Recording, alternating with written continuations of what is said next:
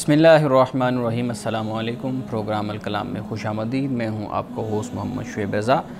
नाज़रीन किराम, प्रोग्राम के पहले हिस्सा में हम कुरान करीम की कुछ आयात को समझने की कोशिश करते हैं और दूसरे हिस्सा में अपने आहद के नुमाइंदा सियासी, समाजी, मजहबी मौज़ूआत पर पैदा होने वाले सवालात के जवाबात एक नए नुक्ता नज़र से जानने की कोशिश करते हैं। हस्ब साबिक़ हमारे साथ शरीक गुफ्तगू हैं जनाब मोहम्मद अमानत रसूल साहब। अमानत साहब, बहुत शुक्रिया आपके वक्त का। मेरी मुआवनत के लिए मौजूद हैं मिस नौरीन साहिबा। Thank you so much madam. नाज़रीन किराम, आपकी स्क्रीन पे हमारा व्हाट्सएप नंबर आ रहा होगा। आप अपने सवालात उस व्हाट्सएप नंबर पर भेज सकते हैं। हम इंशाल्लाह आपके सवालात को ज़रूर एड्रेस करेंगे। अमानत साहब, हम सूरतुल आराफ पढ़ रहे थे और सूरतुल आराफ में मूसा अलैहिस्सलाम का ज़िक्र, जहाँ पे मूसा अलैहिस्सलाम अब फ़िरौन से बनी इसराइल को ले कर आए हैं और फिर बनी इसराइल ने सामरी के ज़रिए बछड़ा बनवाया और वो उसकी इबादत शुरू कर दी, उसको पूजना शुरू कर दिया। मूसा अलैहिस्सलाम वापस आए तो हज़रत हारून से मिले। अब यहाँ पे एक चीज़ हमारे सामने आती है कि मूसा अलैहिस्सलाम ने आके अपने भाई से, हज़रत हारून से मुकालमा किया और उस मुकालमे में हमें हज़रत मूसा अलैहिस्सलाम की तबीयत के कुछ पहलू नज़र आते हैं हमें कि उन्होंने गुस्से का इजहार भी किया, अपने नाराज़गी का इजहार भी किया। तो यहाँ से हमने देखा है कि एक चीज़ कुरान बयान करता है, दूसरी तरफ हमारे पास जो मुख्तलिफ़ इल्हामी किताबें मौजूद हैं, तौरात है, इंजील है, उसके कुछ चैप्टर्स हमें मिलते हैं जहाँ पे हज़रत मूसा अलैहिस्सलाम, हज़रत हारून अलैहिस्सलाम की शख्सियत के मुख्तलिफ़ पहलुओं को अलग तरीके से बयान किया गया है। मैं ये चाहूँगा कि आज आप हमारे नाज़रीन के लिए हज़रत मूसा अलैहिस्सलाम की जो सीरत है, बहुत सी बातें उनके बारे में आपको मालूम है कि हमारे यहाँ तफसीर के अंदर लिखी हुई हैं, तो जो सीरत के उनके पहलू हैं उन पर रोशनी डालिएगा। बिस्मिल्लाहिर्रहमानिर्रहीम। हज़रत मूसा अलैहिस्सलाम की सीरत कुरान मजीद ने जो बयान की है, अगर हम उसको अपने सामने रख लें, एक तो ये है कि हज़रत मूसा की पैदाइश से पहले का जो ज़माना है वो फ़िरौन की बर्बरियत और जुल्म का ज़माना है कि जब बच्चों का क़त्ल आम उसने किया। अल्लाह सुब्हानहू व तआला की हिकमत और अल्लाह के इज़्न से हज़रत मूसा अलैहिस्सलाम महफूज रखे गए और फिर जिस तरीके से कुरान ने बयान किया कि एक ज़माना तो वो बन गया पैदाइश से पहले का, ठीक, एक ज़माना वो है जो पैदाइश के बाद का ज़माना है।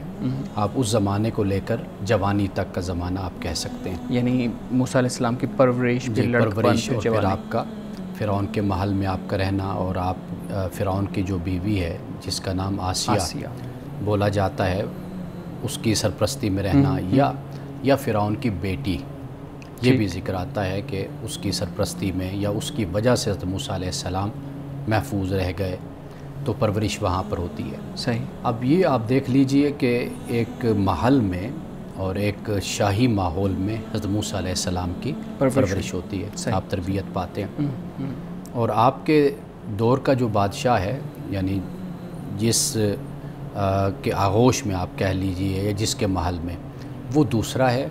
और बाद में आपका जो हम उमर फ़िरौन जो बाद में फिर बादशाह बनता है, वो दूसरा है। यानी जिस के घर में परवरिश पाई वो बादशाह और है, और जिसके साथ टाकरा हुआ अल्लाह रब्बुल इज़्ज़त ने जिसकी तरफ भेजा वो और है, वो दूसरा है। ठीक ठीक। अच्छा, फिर यहाँ पर जो आपका वक्त गुज़रता है, अब एक ख़ास माहौल में आप परवरिश पाते हैं, नौजवान फिर जवान हुए।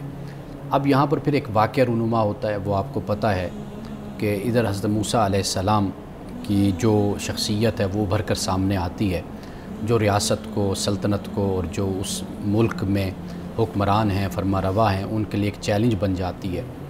आप वहाँ से फिर एक जो वाक़या रूनुमा हुआ कि किप्ती को जो आपने मुक्का मारा और थप्पड़ मारा जिससे उसकी डेथ हो गई, वो मर गया।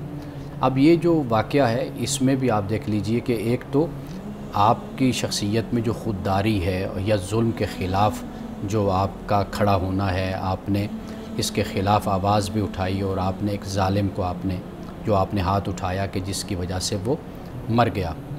अब वो उसका जो मरना था, ये नहीं कि मूसा अलैहिस्सलाम कोई इरादतन आपने ये इंटेंशन नहीं था ये। इस पर एक एतराज़ या सवाल ये किया जाता है कि कोई आपने इरादतन नहीं, ये ऐसे ही है कि जैसे गैर इरादी तौर पर इंसान किसी को थप्पड़ मारता है, आप किसी को बचा रहे हो, ज़्यादा पड़ जाता है, या अगला इतना कमज़ोर होता है कि वो उसको बर्दाश्त नहीं कर सकता, یا ممکن ہے کہ اس وقت وہ کسی ایسی حالت میں ہو، بیماری کی حالت میں ہو، کمزوری کی حالت میں، تو وہ چیز اس پر زیادہ اثر کر جاتی ہے، اس سے بھی واقعہ ہو جاتا ہے۔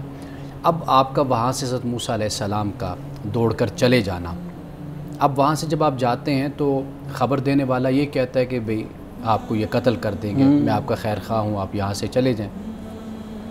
اب آپ کا وہاں سے چلے جانا اور اس ریاست کا یہ قدم اٹھانا کہ آپ کو وہ قتل کرنا چاہتی ہے، تو واضح بات ہے کہ وہاں پر ایک ظالم حکمران ہے۔ اگر کوئی بات سنی جاتی، سنائی جاتی، کوئی عدالت لگتی، کوئی حضرت موسیٰ علیہ السلام کی بات کو بھی کوئی سنتا، تو پھر تو حضرت موسیٰ علیہ السلام ٹھہر جاتے۔ جب معلوم ہے کہ ایک ریاست میں، ایک ملک میں جابر و ظالم حکمران ہے اور اس کا ہر صورت میں یہی فیصلہ ہے کہ اس کو پھانسی دو یا اس کو قتل کر دو، مار دو۔ اب حضرت موسیٰ علیہ السلام پھر وہاں سے جب نکل جاتے ہیں، ایک تو یہاں پر یہ بات حضرت موسیٰ علیہ السلام کی شخصیت میں نظر آتی ہے کہ آپ وجاہت والے ہیں، رعب والے ہیں، بہادر ہیں، جرت والے ہیں، یہ چیز نظر آتی ہے۔ پھر جب آپ وہاں سے نکل کر مدین چلے جاتے ہیں، اب مدین میں شعیب سے آپ کی ملاقات ہوتی ہے۔ آپ وہاں پر بھی دیکھیے کہ آپ دو بچیوں کو دیکھ رہے ہیں کہ وہ پانی کے لیے کھڑی ہوئی ہیں، لڑکیاں، اور آپ دیکھ رہے ہیں کہ ان کے ساتھ زیادتی ہو رہی ہے کہ بھئی اب یہ سارے چرواہے پانی پلائیں گے تو اس کے بعد پھر حضرت موسیٰ علیہ السلام، پھر وہ بچیاں پھر اپنے جانوروں کو، مویشیوں کو پانی پلائیں گے، موقع ملے گا۔ آپ نے اسی وقت پکڑا اور جا کر پانی پلایا اور ان کو بھیج دیا۔ اب یہاں پر بھی آپ کی شخصیت کا یہ پہلو نظر آتا ہے، یعنی آپ آنکھیں بند کر کے بیٹھ نہیں گئے جا کر کسی درخت کے نیچے کہ ٹھیک ہے یہ معاملہ حل ہو، لیکن اب اللہ تعالیٰ نے ایک راستہ بنا دیا۔ اب وہی جب شعیب، اچھا شعیب کے بارے میں یہ بتا دوں کہ یہ وہ حضرت شعیب علیہ السلام نہیں ہے۔ حضرت شعیب کا زمانہ حضرت موسیٰ سے پہلے کا زمانہ ہے، یعنی یہ وہ نہیں ہیں جن کا ذکر ہمیں قرآن میں ملتا ہے، قرآن مجید میں ملتا ہے۔ تقریباً وہ شعیب حضرت موسیٰ کے زمانے سے 150 سال 200 سال پہلے کے ہیں، اچھا یہ بات کے ہیں۔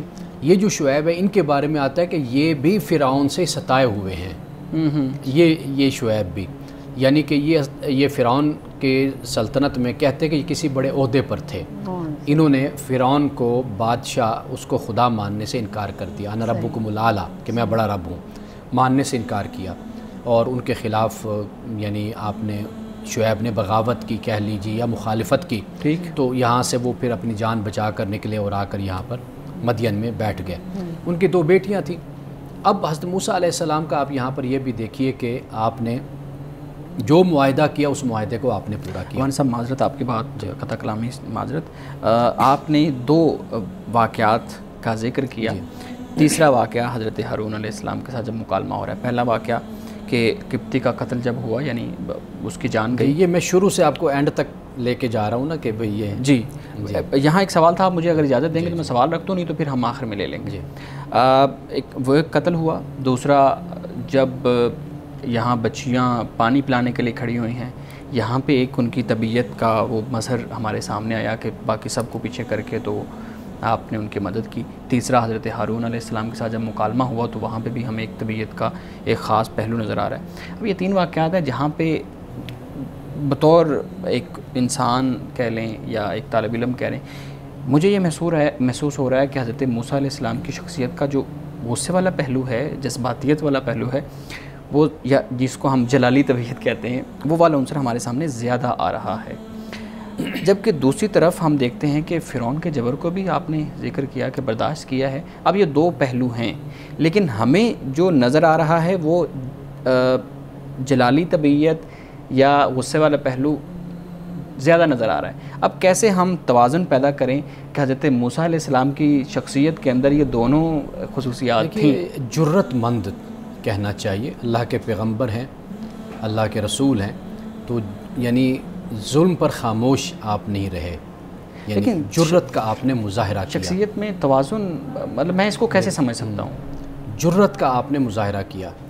حضرت ہارون کے ساتھ جو آپ نے معاملہ فرمایا، اس کو بھی اگر آپ دیکھیے نا کہ ایک طرف توحید کا معاملہ ہے، ایک طرف معاشرے میں شرک ہے، یعنی شرک وہ کہ 40-50 سال اس قوم کی اصلاح کی ہے، اس قوم کی تربیت کی ہے، اس کو خدا کی طرف متوجہ کیا ہے، اور پھر حضرت ہارون کی یہ ڈیوٹی، یہ ذمہ داری عائد کی ہے۔ اب یہ ڈیوٹی اور یہ ذمہ داری عائد کرنا، اب اس کے بعد اگر لوگ اس طرف متوجہ ہو گئے شرک کی طرف، تو آخر ایک رد عمل انسانی اور فطری رد عمل تو یہی ہوتا ہے کہ جس کو انسان ذمہ دار ٹھہرا کر جاتا ہے، بنا کر جاتا ہے، اس سے آخر انسان پوچھتا تو ہے کہ بھئی یہ معاملہ کیسے ہوا۔ بالکل۔ پھر یہ ہے کہ حضرت ہارون نے جس طریقے سے اس کو واضح کیا اور اس کی وضاحت کر دی، پھر آپ آگے دیکھیے کہ اپنے لیے اور اپنے بھائی کے لیے پھر اللہ تعالیٰ سے مغفرت بھی طلب کر رہے ہیں، معافی بھی مانگ رہے ہیں کہ یعنی اگر اس رویے میں جو میں نے اگر کیا تو اس میں اگر کوئی زیادتی ہو گئی مجھ سے تو مولا تو اس کو بھی معاف فرما، اور میرے بھائی سے بھی اگر کوئی اس معاملے میں کوئی کوتاہی ہو گئی تو اے اللہ تو اس کو بھی معاف فرما۔ تو حضرت موسیٰ علیہ السلام کی شخصیت میں جو جرت آپ دیکھیں نا کہ بہادری، کہ آپ نے جو دیکھا اور آپ نے اسی وقت اس کو غلط قرار دیا اور آپ نے اس کے خلاف جو آپ سے ہو سکتا تھا اس وقت آپ نے وہ قدم نہیں اٹھایا۔ یوں بھی تو کہہ سکتے ہیں ہم کہ حق کے لیے سٹینڈ لیا انہوں نے، جی حق کے لیے آپ کھڑے رہے۔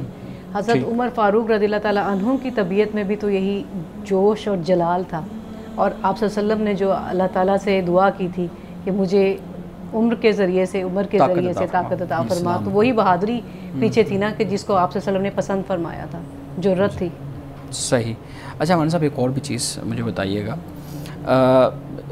خوبیاں اور خامیاں انسان کی شخصیت میں ہوتی ہیں، یہ چونکہ اس سے متصل ہے تو مختصر میں آپ سے پوچھنا چاہوں گا، خوبیاں بھی ہوتی ہیں خامیاں بھی ہوتی ہیں، دونوں خاصیتوں کے ساتھ انسان کیسے اچھی زندگی گزار سکتا ہے؟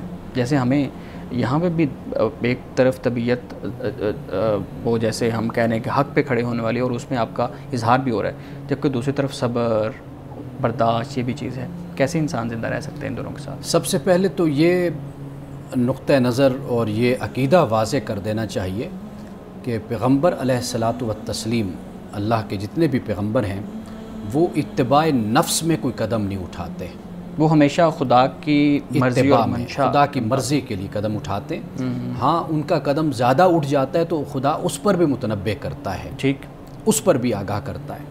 تو یہ قرآن مجید نے حضرت موسیٰ علیہ السلام کے حوالے سے بھی فرمایا کہ جیسے اللہ کے وصال اور اللہ سے ملاقات کی خواہش میں آپ جلدی آ گئے تھے، تو اللہ نے فرمایا کہ ایسے تم نے کیوں کیا؟ تو عرض کی مولت آپ کی محبت میں، اور آپ مجھ سے راضی ہو جائیں، میں اس لیے۔ تو یہ آپ کا قدم تھا، اللہ نے فرمایا نہیں تھا کہ اس طرح آؤ، تو لیکن یہ ہے کہ یہ اتباع نفس نہیں تھی، اتباع خواہش نہیں تھی، یہ اللہ تعالیٰ کی اتباع پہ۔ ایک تو یہ بالکل واضح طور پر یہ عقیدہ ہے امت کا، مسلمانوں کا، اسلام میں اس کو بیان کیا گیا ہے۔ تو لہٰذا نبی اور غیر نبی میں بنیادی فرق یہ ہے کہ میں جو بھی قدم اٹھاتا ہوں، کئی دفعہ ایسے ہوتا ہے میں اپنے نفس اور خواہش کی اتباع میں اٹھاتا ہوں، میں ظلم بھی کر جاتا ہوں، میں بے اعتدالی کا مظاہرہ بھی کر دیتا ہوں، تو یہ غیر نبی کا معاملہ ہے۔ نبی کا معاملہ بالکل مختلف ہوتا ہے۔ جو آپ کا سوال ہے، دیکھیے انسان، دونوں چیزیں انسان کی شخصیت میں ہوتی ہیں، لیکن کسی چیز کو اس کی حد سے آگے نہیں بڑھنا چاہیے۔ جو اس کا حد سے بڑھنا ہے نا، وہ اصل میں اس کو تباہ و برباد کرتا ہے۔ یعنی مثال کے طور پر آپ دیکھیے کہ یہی انسان خرچ کرتا ہے، اس خرچ میں انسان اعتدال میں رہے، تو یہ اعتدال میں رہنا یہ انسان کی خوبی ہوتی ہے۔ اگر یہی چیز انسان کم کر دیتا ہے تو کنجوسی، بخل بن جاتا ہے، اس کو زیادہ کر دیتا ہے تو پھر فضول خرچی بن جاتا ہے۔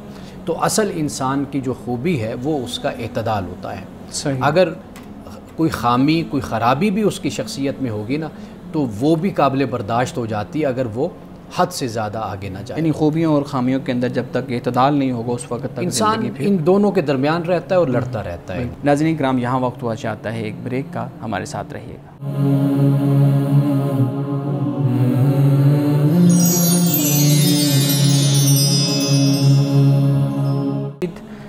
امانا صاحب، آپ حضرت موسیٰ علیہ السلام کی شخصیت کے مختلف پہلوؤں کو بیان کر رہے تھے۔ میں چاہوں گا، چونکہ ہمارے پاس ذخیرہ بہت زیادہ ہے، جو ہے نا وہ تفسیر میں کے اندر بھی چیزیں موجود ہیں اور اتھینٹک سورسز بھی ہمارے سامنے ہیں، میں یہ پوچھنا چاہوں گا کہ جو تورات اور انجیل ہے خاص طور پہ، یہ حضرت موسیٰ علیہ السلام کی شخصیت کو کیسے بیان کرتی ہیں؟ تورات اور انجیل میں بہت سی باتیں ایسی ہیں کہ جو بہت موافق ہیں اور بہت اچھی باتیں بیان کرتی ہیں، لیکن بہت سے پہلو ایسے ہیں کہ پھر قرآن مجید ان کی اصلاح بھی کر دیتا ہے۔ ٹھیک ہے، یعنی حضرت موسیٰ علیہ السلام کی شخصیت کو کچھ اس طریقے سے بیان کیا جاتا ہے کہ آپ نبوت کے خواہش مند نہیں تھے، یعنی اللہ تعالیٰ نبوت دینا چاہتا تھا، حضرت موسیٰ علیہ السلام لینا نہیں چاہتے، وہ کہتے ہیں میرے بھائی کو دے دو۔ اب قرآن مجید نے اس کو بھی واضح کر دیا کہ حضرت موسیٰ علیہ السلام اگر ہارون کو چاہتے تھے تو وہ چاہنے کا مقصد یہ تھا کہ بھئی میرا وزیر اس کو بنا دے جو میری اس معاملے میں معاونت کرے، میری مدد کرے۔ قرآن مجید نے اس مسئلے کو بھی واضح کر دیا۔ تو اسی طرح پھر تورات میں اس بات کو بھی آگے ان کتابوں میں بیان کیا گیا کہ حضرت موسیٰ علیہ السلام سے اللہ تعالیٰ وہ اس طرح راضی نہیں پھر رہا، اور پھر جو سلسلہ اولاد ہے، نسل ہے، وہ بھی اللہ نے کہا میں پھر ہارون سے چلاؤں گا، تو موسیٰ سے وہ نہیں سلسلہ رکھا۔ تو اس طرح کر کے بہت کچھ ایسا ہے کہ جو حضرت موسیٰ علیہ السلام کے حوالے سے وہاں پر اس کو بیان کیا گیا ہے، لیکن قرآن مجید کا یہی کمال ہے کہ جو وہاں پر کوئی کمی بیشی رہ گئی تھی تو اس کو قرآن مجید نے پھر واضح کر دیا اور اس کو بیان کر دیا کہ اللہ کے جو پیغمبر ہیں ان کی طرف جو یہ باتیں منسوب کی گئی ہیں یا کی جاتی ہیں تو یہ بنیادی طور پر غلط باتیں ہیں۔ اور تورات کے حوالے سے یہ بھی یاد رکھیے کہ اس کے جو باب ہیں یا اس کے صحائف ہیں یا اس کے مختلف جو چیپٹرز آپ کہہ لیجئے وہ ہیں، یہ بعد میں پھر ان کو مجتمع کیا گیا، ان کو اکٹھا کیا گیا، ان کو شامل کیا گیا، جس میں بہت سے پھر ایسی کمزوریاں بھی ہمیں نظر آتی ہیں۔ مثال کے طور پر جیسے ہارون کو ڈال دیا گیا، حضرت ہارون علیہ السلام کو نعوذ باللہ، کہ یہ اصل میں بچھڑا بنانے والے تھے، یعنی ان کو اس کے اندر یہ بعد میں اضافہ کر دیا گیا۔ یعنی جب کتاب ناپید ہو گئی یا ختم ہو گئی یا لکھا گیا اس کو بعد میں حوادث زمانہ کے بعد، تو پھر یہ کمزوریاں اور اس طرح کی جو باتیں ہیں یہ کتابوں میں شامل کر دی گئی۔ تو وہ جو ہارون ہے وہ نعوذ باللہ وہ سامری کی جگہ وہ اس کا نام پھر ان کا نام پھر لے لیا گیا۔ تو اس طرح کر کے بہت کچھ ایسا ہے کہ جس کو قرآن نے پھر واضح کیا ہے۔ صحیح۔ اچھا میں ایک چیز پوچھنا چاہوں گا میڈم، اگر آپ کو کوئی سوال ہو تو آپ دنیا میں رکھ سکتے ہیں۔ میرا ایک سوال ہے امانہ صاحب کے سامنے۔ امانہ صاحب، حضرت ہارون علیہ السلام کو شامل کرنا اپنے مشاورت میں اپنے ساتھ اور پھر اللہ تعالیٰ سے دعا کرنا، آپ یہ بتائیے گا کہ یہ رشتہ داری کی بنیاد پہ تھا، اس لیے تھا کہ یہ میرے بھائی ہیں، یا اس لیے تھا کہ وہ قابل تھے، یا پھر یہ اس لیے تھا کہ اللہ رب العزت نے کہا کہ یہ تمہارے ساتھ ہوں گے، ان کو ساتھ رکھنا ہے؟ کیونکہ عام طور پہ رشتہ داری میں سے کسی کا شامل ہو جانا اور خاص طور پہ بھائی یا بہن کا آپ کو سپورٹ کرنا ایک بہت بڑی سپورٹ ہوتی ہے، آپ سارے معاشرے کے سامنے بھی کھڑے ہو جاتے ہیں اس سپورٹ کے ساتھ۔ اسی سوال کے ساتھ ہی اسی آپ کو ہی ریلیٹ کروں گی کہ حضرت موسیٰ علیہ السلام نے جب حضرت ہارون علیہ السلام کی ہیلپ لی اللہ تعالیٰ کی اجازت سے، تو موسیٰ علیہ السلام کی تو یہی ہم خصوصیت کی بات کر رہے ہیں کہ حق پہ کھڑے ہو جانے والے، ڈٹ جانے والے تھے، بڑے کانفیڈنٹ تھے، تو پھر ہیلپ کی کیا ضرورت پڑی تھی ان کو؟ دیکھیے، جہاں تک جو سوال آپ کا، یہ بہت اہم سوال ہے اس وقت، اس لیے کہ ہم نے اپنے بھائی کو، اپنے بیٹے کو، اپنی بیٹی کو، اپنے رشتہ دار کو کسی کو کوئی ذمہ داری دینا اپنے بعد، اس کو ہم نے اپنے ملک میں ایک گالی بنا کر رکھ دیا ہے، ایک عیب بنا کر رکھ دیا ہے۔ تو ایسا نہیں ہے۔ آپ کے سیاسی معاملات ہیں، آپ کے کاروباری معاملات ہیں، آپ کے دیگر معاملات ہیں، اصل جو چیز ہوتی ہے وہ اہلیت ہوتی ہے، قابلیت ہوتی ہے۔ آپ کسی بھی عہدے پر موجود ہیں نا، آپ کو جو تحفظ، سیکیورٹی اپنے بھائی سے یا اپنے بیٹے سے یا اپنے رشتہ دار سے کوئی بھی ہے، اس سے جو آپ کو ملتی ہے وہ کسی سے نہیں ملتی۔ آپ بہت ایسے قدم اٹھاتے ہیں کہ جس کی بنیاد پر پھر جو آپ کو نقصان ہوتا ہے وہ بھی ہماری تاریخ کے صفحات پر وہ موجود ہے۔ ایک تو یہ بات ہمیں ذہن میں رکھنی چاہیے کہ اسلام اس بارے میں کوئی آپ کو منع نہیں کرتا کہ بھئی آپ کسی کو اپنا نائب نہیں بنا سکتے، لیکن قابلیت کی بنیاد پر ہونا چاہیے۔ صرف یہ بنیاد ہے کہ قابلیت ہونی چاہیے، اور اس کا مطلب ہرگز نوازنا یا اس کا مطلب ہرگز یہ نہیں ہونا چاہیے کہ بھئی لالچ اور حرص طمع کے تحت یہ چیز میرے قبضے میں آ جائے۔ یہ ہمارے ملک میں، ہمارے ہاں اور ہمارے جو عمومی رویہ ہے مذہبی حوالے سے بھی، لوگوں نے اس کو ایسے عیب سا بنا کر اس کو رکھ دیا ہے۔ تو ایک تو یہ بات کلیئر ہونی چاہیے، اسلام نے کوئی اس پر پابندی نہیں لگائی۔ آپ اپنی معاشرت کے حساب سے، آپ اپنی سیاست کے حساب سے، آپ اپنی ریاست کے حساب سے اور اپنے ماحول کے حساب سے آپ کو قدم اٹھاتے ہیں۔ بنیاد کیا ہے؟ بنیاد یہی ہے۔ اب آپ دیکھیں حضرت یوسف علیہ السلام، آپ سلطان بنے، بادشاہ بنے، سب سے پہلے آپ نے اپنی فیملی کو مصر میں بلایا ہے، کنعان سے اپنے والد کو بلایا، والدہ کو بلایا، اپنے بھائیوں کو بلایا، سب سے پہلے ان کو۔ تو نعوذ باللہ اس کو آپ کوئی نیپوٹزم تو اس کو آپ نہیں کہہ سکتے۔ تو مطلب کہنے کا یہ ہے کہ بنیادی چیز کیا ہے؟ وہ اہلیت، یہ بنیاد ہے. یہ ضروری یہ نہ ہو کہ بھئی آپ اپنے کو اپوائنٹ کریں اور وہ سب کچھ آپ کا تباہ و برباد کر دیں. اس معاملے میں رہنمائی کیجیے گا کہ جو میں نے آپ کے سامنے سوال رکھا تھا کہ حضرت ہارون کو شامل کرنا کس بنیاد پہ تھا؟ حضرت ہارون علیہ السلام کو دیکھیے، آپ چھوڑ کر جاتے ہیں، پیچھے کون ہے؟ حضرت ہارون ہے. وہ آپ کے بھائی ہیں، اور پھر یہ کہ اللہ سبحانہ و تعالیٰ کی طرف سے آپ ان کو پیغمبر بھی اللہ نے ان کو اپوائنٹ کیا، ان کو پیغمبر چنا. کیوں حضرت موسیٰ نے فرمایا، کیوں کہا اللہ سے؟ اس لیے کہ قرآن مجید نے اس کو بیان کر دیا. قرآن نے کہا کہ بھئی کہ یہ حضرت ہارون کے لیے دعا کی کہ اللہ یہ میرا وزیر بن جائے گا، یہ میرے بعد ہوگا، یا اس سے مجھے طاقت حاصل ہوگی، یعنی یہ میری قوت کا باعث بنے گا، تو اس مقصد کے لیے میں تجھ سے ہارون کو مانگتا ہوں. صحیح. تو یہ ہے بنیادی بات. بالکل ٹھیک ہے. مولانا صاحب آپ نے جو بات کی اسی پہ ایک کاؤنٹر کویشچن ہمارے سامنے آتا ہے. یہ جو نقطہ نظر آپ نے بیان کیا ہے کہ قابلیت کی بنیاد پہ اگر آپ کسی رشتہ دار کو بھی وہ اہلیت دے دیتے ہیں، اپنے بعد نائب بنا دیتے ہیں دوسرے لوگوں کو چھوڑ کے، تو اسلام اس کی مخالفت نہیں کرتا اور اس پہ کوئی قدغن نہیں لگاتا. لیکن ہم دیکھتے ہیں کہ یہ نقطہ نظر بر صغیر میں زیادہ ہمارے سامنے نظر آتا ہے. ہم پوری دنیا کے اندر دیکھتے ہیں یونیورسٹیز لوگ ڈونیٹ کرتے ہیں، اداروں کے لیے اپنی جائیدادیں اپنے ادارے ڈونیٹ کر دیتے ہیں، اور اس کے اوپر اپنے خاندان میں سے کسی کو نہیں بٹھاتے. جو قابل ہوتا ہے اس کو کہتے ہیں کہ جو اہلیت رکھتا ہے سب سے پہلے اس کی باری ہے. یعنی ان کے ذہن میں یہ چیز نہیں ہوتا کہ ہمارا بچہ یا ہماری بیٹی یا ہماری بیوی اگر آ جائے گی تو وہ زیادہ اس چیز کو کنٹرول کر کے رکھے گی. یہ چیز ہمیں برصغیر کے اندر ملتی ہے، اور وہ بھی ہمیں مدارس کے پڑھے لکھے افراد کے اندر یہ چیز ملتی ہے، خاص طور پہ مذہبی لوگوں کے اندر. ہم دیکھتے ہیں کہ یہ بہت زیادہ مذہبی لوگ اس چیز کو سپورٹ کرتے ہیں کہ نہیں، بیٹا ہے تو وہ اچھے طریقے سے سنبھال سکتا ہے، بیوی ہے یا میرا بھائی ہے تو وہ اچھے طریقے سے سنبھال سکتا ہے. ہزاروں لوگ اور بھی ہیں دنیا میں، ہمارے پاس کتنی مثالیں ایسی ہیں. دیکھیے یہ بات بالکل آپ کی ٹھیک ہے، لیکن میں پھر وہی عرض کروں گا کہ اسلام نے ایک تو اس پر کوئی پابندی عائد نہیں کی اگر ہم دین کے نقطہ نظر سے دیکھتے ہیں. باقی جو معاملات ہوتے ہیں، آپ اپنے معاشرت کو اور اپنی سیاست کو، اپنے نظام کو آپ جتنا بہتر کرتے چلے جاتے ہیں، آپ آگے بڑھتے چلے جائیں، تو بے شک آپ اس سطح تک آ جائیں کہ جس میں کسی قسم کی کوئی تفریق نہ ہو، کوئی فرق نہ ہو، آپ وہاں پر آ جائیں.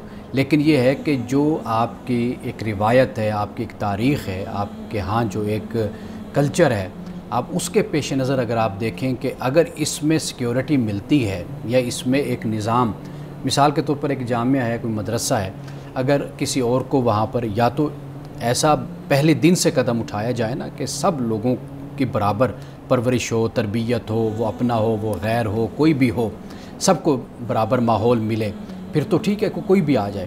لیکن جب آپ یہ دیکھتے ہیں کہ بھئی ایٹ لیسٹ کیا فیصلہ ہوگا کہ جس سے کم از کم یہ مجتمع سب کچھ رہے گا، اس میں انتشار پیدا نہیں ہوگا، تو پھر وہاں پر تو وہی فیصلہ کیا جائے گا نا کہ جو حالات اور وقت جس کو سپورٹ کر رہے ہوں گے. میں تو یہ بات آپ سے کہہ رہا ہوں کہ پریکٹیکیلٹی میں کیا چیز ہے.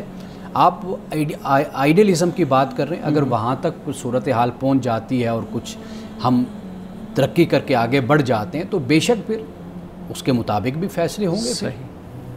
ناظرین کرام، یہاں وقت ہوا چاہتا ہے ایک بریک کا، ہمارے ساتھ رہیے گا.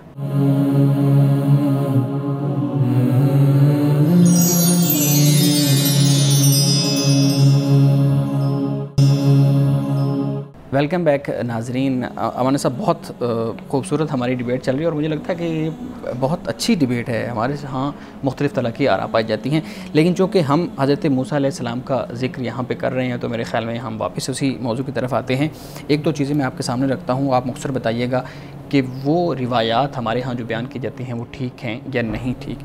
ایک روایت بیان کی جاتی ہے، کچھ دن پہلے ہم اس کو ڈسکس بھی کر رہے تھے کہ رسول اللہ صلی اللہ علیہ وآلہ وسلم حضرت موسیٰ کا واقعہ بیان کر رہے ہیں، تو آپ نے بیان کیا کہ ایک پتھر پہ موسیٰ علیہ السلام نے کپڑے رکھے اور آپ غسل کرنے کے لیے ندی میں گئے اور پتھر چل پڑا اور کپڑے وہ لے گیا، اور پھر موسیٰ علیہ السلام، یعنی لوگوں کے اندر یہ بات مشہور تھی کہ شاید موسیٰ علیہ السلام ہم جیسے انسان اس طرح نہیں ہیں جیسے کہ ہماری جسمانی اعضاء ہیں. کیا یہ روایت درست ہے یا نہیں درست، آپ یہ بتائیے گا. اور دوسرا ایک اور چیز بھی روایت ہمارے ہاں بیان کی جاتی ہے کہ حضرت موسیٰ علیہ السلام سے کسی نے پوچھا کہ سب سے بڑا عالم کون ہے، خدا نے سب سے زیادہ علم کس کو دیا، تو موسیٰ علیہ السلام نے کہا کہ مجھے دیا ہے. تو پھر اللہ رب العزت اس بات سے ناراض ہوئے اور آپ نے سزا کے طور پہ موسیٰ علیہ السلام کو کہا کہ اب جاؤ خضر کے جا کے ملو تاکہ تمہیں پتہ چلے کہ سب سے بڑا عالم کون ہے. بیان کیجیے. اچھا، وقفے سے پہلے جو بات آپ نے کی میں تھوڑی سی اس کی وضاحت کر دوں. جی.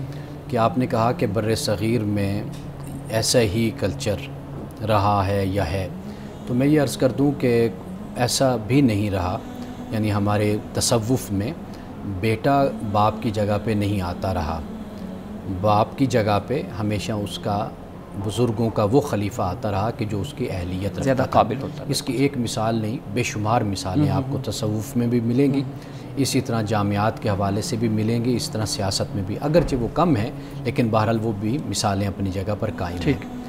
اچھا، سب سے پہلے تو جو یہ پہلی روایت بیان کی جاتی ہے حضرت ابو ہریرہ رضی اللہ تعالیٰ عنہ سے ہے، اور قرآن مجید کی جو یہ آیت ہے نا کہ لا تکونوا کالذین آذوا موسیٰ فبرأہ اللہ مما، کہ فرمایا کہ تم ان لوگوں کی طرح نہ ہو جانا کہ جنہوں نے موسیٰ کو اذیت دی۔ یہ جو اذیت ہے نا، در حقیقت یہ واقعہ اس کے پیش نظر یہ روایت بیان کی جاتی ہے۔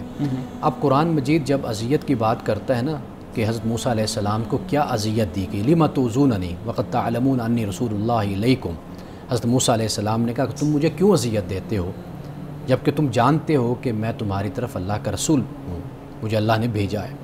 اب یہ جو اذیت ہے نا، یہ خود قرآن نے اس کو واضح کر دیا، تو اس لیے ہمیں روایت کی طرف جانے کی ضرورت ہی نہیں ہے۔ یعنی قرآن مجید نے ایک جگہ پہ نہیں، بیسیوں مقامات پر، مثال کے طور پر مصر میں یہ لوگ بنی اسرائیل نے حضرت موسیٰ علیہ السلام سے کہا کہ تم نے ہمیں کس مصیبت میں ڈال دیا، ہم جب سے مومن ہوئے ہیں مسلمان پہلے سے مشکل میں آ گئے، تب سے مطلب مشکل میں آ گئے، اور پھر جب لے کر چلے اور جب پیچھے لشکر دے گا کہنے کا یہ موسیٰ یہ کیا ہو گیا، ہمیں مروانے لگے، ٹھیک ہے نا۔ اچھا، پھر اس طرح کہا کہ ابھی فلسطین پر حملہ کر دو، ان فیہ قوما جبارین، بھئی ہم تو نہیں جاتے وہاں پر، تو بڑے جبار اور طاقتور لوگ ہیں، تو ہم تو یہاں بیٹھے ہوئے، انت وربک فقاتل انا ہؤلاء قاعدون فاذهب انت وربک فقاتل انا ہؤلاء قاعدون، تم اور تمہارا رب جائے اور جا کر لڑے، ہم تو یہاں بیٹھے ہوئے۔ اب ایسے کئی واقعات ہیں، مثلا من و سلویٰ کے موقع پر کہ بھئی اب یہ ہم نہیں کھاتے، ہمیں دوسری غذائیں دلواؤ، جو قرآن پاک نے اس کو بیان کیا، سبزی دالیں وغیرہ۔ اچھا، قدم قدم پر اس قوم نے ستایا، یہ جو اذیت دینا ہے، مثلا آپ اللہ سے ملاقات کے لیے یا کلام یا وحی لینے کے لیے جاتے ہیں، پیچھے بچڑا بنا لیتے ہیں، تو اب یہ وہ سب کچھ ہے جو قرآن پاک نے بیان کر دیا، تو لہٰذا اس روایت کوئی محتاجی نہیں ہے کہ ہم اس کو قرآن مجید کہ اس مقام کو سمجھیں کہ لِمَ تُؤْذُونَنِی، کیوں تم مجھے ستاتے ہو، کیوں تم مجھے تنگ کرتے ہو، کو اس کی وضاحت کے لیے ہم اس روایت کی طرف آئیں، ایک بات۔ دوسری بات یہ ہے کہ محدثین کے ہاں نا، علماء کے ہاں ایک ہوتی ہے سند، تو سند بھی دیکھی جاتی ہے روایت، ایک متن کو بھی دیکھا جاتا ہے۔ اب یہاں پر آپ دیکھیے کہ متن میں کیا کچھ ایک پیغمبر کے بارے میں بیان کر دیا گیا ٹیکسٹ میں، یعنی حضرت موسیٰ علیہ السلام کی شخصیت پر کیا بات کر دی گئی، یعنی کپڑوں کا اتارنا یا ایسے جو نہانا اور پھر پتھر عام لوگوں کی طرح کی جو مثالیں ہیں وہ پیغمبروں نکل جانا آپ کا، یعنی ایک اللہ تعالیٰ اپنے پیغمبر کی عصمت یا کسی بھی عیب سے اس کا پاک اور صاف ہونا، مبرہ ہونا، اللہ کے پاس تو بہت سے طریقے اور بہت سی حکمتیں انداز ہیں کہ وہ اپنے پیغمبر کی اس پاکیزگی کو یا عیب ہونے کو وہ بیان کر سکتا ہے، ظاہر کر سکتا ہے۔ تو لہٰذا یہاں جب ہم اس روایت کو دیکھتے ہیں نا، تو سند کو آپ چھوڑ دیجئے، متن میں بہت زیادہ اس میں کمزوری ہے، یعنی متن میں معقولیت ہونا بھی ضروری ہوتا ہے۔ دوسری روایت کی طرف، دوسری روایت بالکل من گھڑت روایت ہے، اس کی کوئی حیثیت نہیں ہے۔ قرآن مجید نے جو بیان کیا ہے وہ ہم سمجھیں، اس کو دیکھیں، جو سورۃ الکہف میں حضرت موسیٰ علیہ السلام کا واقعہ ہے اس کو قرآن پاک نے واضح کیا۔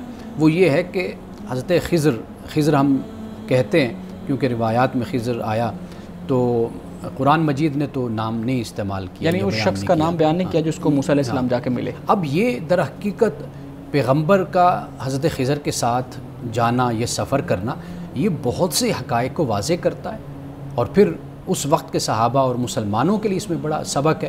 یعنی مثال کے طور پر آپ دیکھیے کشتی میں سوراخ کر دینا، اور پھر اسی طریقے سے ایک لڑکے کو مار دینا، دیوار کو سیدھا کر دینا، ان تینوں میں تکوینی امور موجود ہیں، یعنی یہ سب کچھ اللہ کے ہاتھ میں اسی طرح ہوتا ہے۔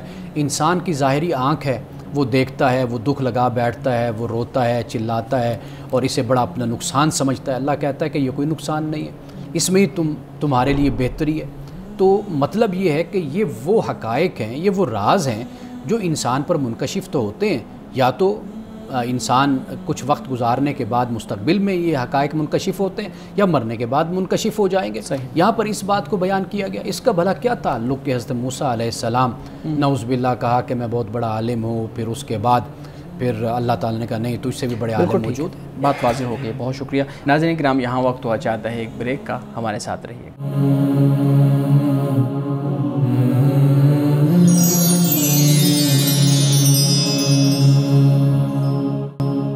پروگرام میں ایک دفعہ پھر خوش آمدید. جی میڈم, آپ پلیز اپنے سوالات مانے صاحب کے سامنے رکھیے. مانے صاحب, خواتین کے بارے میں یہ بات مشہور ہے کہ جی جو خواتین باہر کام کرتی ہیں شاید صرف ان کو ہی ہراسمنٹ کا نشانہ بنایا جاتا ہے, جبکہ یہ بات بہت کم سامنے آتی ہے کہ جو گھروں میں رہتی ہیں خواتین وہ بھی ہراسمنٹ کا شکار ہوتی ہیں. کیونکہ بہت سے ان کے اپنے ہی عزیز و اقارب میں سے رشتہ دار جو آتے جاتے ہیں انہیں ہراس کرتے ہیں, لیکن وہ صرف شرم کی وجہ سے اپنی اس چیز کو سامنے نہیں لاتی کہ کوئی یقین کرے گا یا نہیں کرے گا. جہاں تک آپ نے بات کی ہے وہ یہ ہے کہ پہلے دن سے ہی جیسے بیٹا ہے یا بیٹی دونوں کو اس کے بارے میں اویئرنیس ملنی چاہیے, آگاہ کیا جانا چاہیے, خاص طور پر بیٹیوں کو. یعنی یہ ماؤں کی پھر ذمہ داری ہو جاتی ہے کہ وہ اس کے بارے میں اپنی بیٹیوں کو ٹریننگ دیں یا ان کو تربیت دیں. ہم چونکہ اپنے ماحول کو بہت ہی گھٹا ہوا رکھتے ہیں اور اس طرح کے جو ہمارے ہاں مسائل ہوتے ہیں ان کو ہم ڈسکس کرنا یا ان پہ بات کرنا ہم شرم و حیا کے خلاف, اخلاقیات کے خلاف اس کو سمجھتے ہیں. کوئی بچہ ہمیں کچھ کہنا بھی چاہے, بتانا بھی چاہے کسی کے بارے میں, یعنی اپنے رشتہ دار کے بارے میں, تو ہم اس کو الٹا ڈانٹ کر اور ہم اس پر یہ روپ ڈالتے ہیں کہ وہ تم سے بڑے ہیں یا لہٰذا تم جھوٹ بولتے ہو, وہ اپنی جگہ پر ٹھیک ہیں. یہ جو رویہ ہوتا ہے یہ بہت خطرناک رویہ ہوتا ہے. ہمیں اپنے بچوں کی تربیت اس طریقے سے کرنی چاہیے کہ وہ بالکل واضح طور پر اور جرت کے ساتھ اور بالکل فرینکلی ہمارے ساتھ وہ بات کر سکیں. یہ جب تک ہم ٹریننگ نہیں دیں گے نا, دیکھیے دو چیزیں علیحدہ علیحدہ ہوتی ہیں, ایک جنسی بے راہ روی ہے اور ایک جنسی تعلیم. یہ دو چیزیں بالکل جدا جب تک ہم نہیں کریں گے اس وقت تک اس طرح کے جو واقعات ہیں یہ پھر ہمارے یہاں رونما ہوں گے. اور پھر دیکھیے جس چیز پر ہم زور دیتے ہیں نا کہ مثلا ماں ہے, بیوی ہے, تو اس کا پہلا جو مرکز ہے اس کے تربیت کا, تعلیم کا, وہ اس کا گھر ہوتا ہے. اب آپ دیکھیے کہ یہ واقعات اکثر طور پر وہاں پر ہوتے ہیں جہاں پر میاں بیوی گھر سے باہر ہیں, بچے گھر میں اکیلے ہیں یا بیٹی گھر میں اکیلی. اب وہ ملازم ہے, تربیت نہیں ہوئی, ڈرائیور ہے یا دوسرا جو ہے ملازم ہے, ایک تو وہ لوگ یا پھر جوائنٹ فیملی سسٹم میں ایسے ہی چھوڑ کر گھر کو چلے گئے.